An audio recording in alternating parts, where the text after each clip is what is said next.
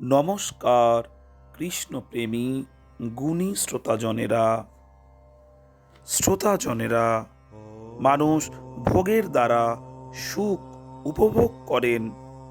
রূপ, রস, গন্ধ, স্পর্শ ও শরীরাদিতে ইন্দ্রিয়গুলির আসক্তিযুক্ত সম্পর্ককে ভোগ বলে।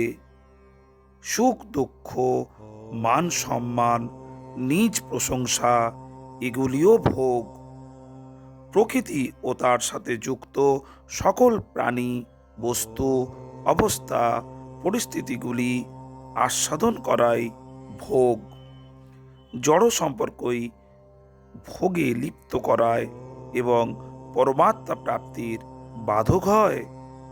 শাস্ত্রবিরুদ্ধ সুখভোগ তো অবশ্যই পরিত্যাজ্য এবং শাস্ত্রসম্মত ভোগগুলিও ত্যাগ করা বিশেষ প্রয়োজন। জড়ত্বের সকল সম্পর্ক ত্যাগ হলে তবেই ভোগ সুখ ত্যাগ হওয়া সম্ভব। শ্রোতাজনেরা, সুখের শুরু এবং শেষ আছে। এটি আদি অন্ত বিশিষ্ট।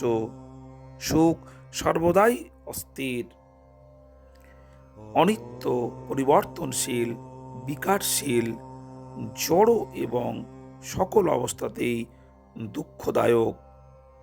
প্রারব্ধ ও অবিদ্যার জন্য নিজ দুঃখ দূর করার প্রয়াসেই মানুষ সুখের পিছনে ছুটে মরে। এইটি দুঃখ লাভের মূল কারণ।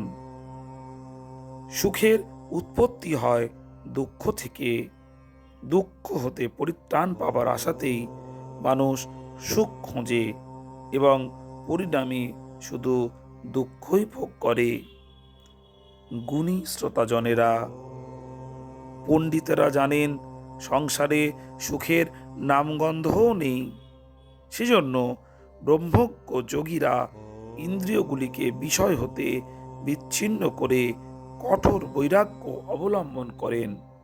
তারা সুখরূপী দুঃখের দরজা চিরকালের মতো বন্ধ রাখেন এবং পরমাত্মার সাথে যুক্ত থেকে অনন্ত সুখ আস্বাদন করে।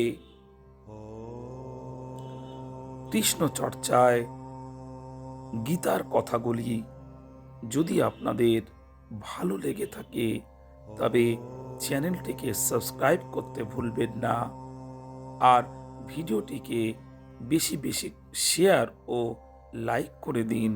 নমস্কার।